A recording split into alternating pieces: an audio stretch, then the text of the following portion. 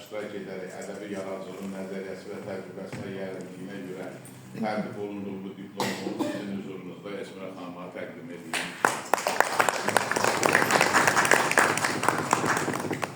Eyni zamanda bizim son günlər qadın yazarların söz dünyasından kitabı nəşr olunub. Bu kitabda da Esmira xanımın yazıları var. Bu kitabı da mən sənə hədiyyə edirəm.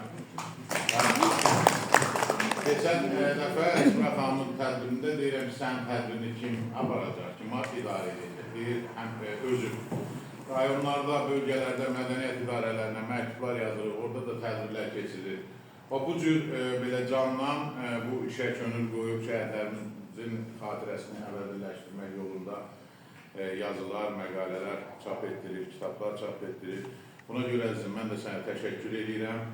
Fəaliyyətində uğurlar arzulayıram. Bir daha şəhid analarımızın əllərindən öpürəm. Mənə icazə verirsiniz, mən ikidə katibliyin icrası da gedir.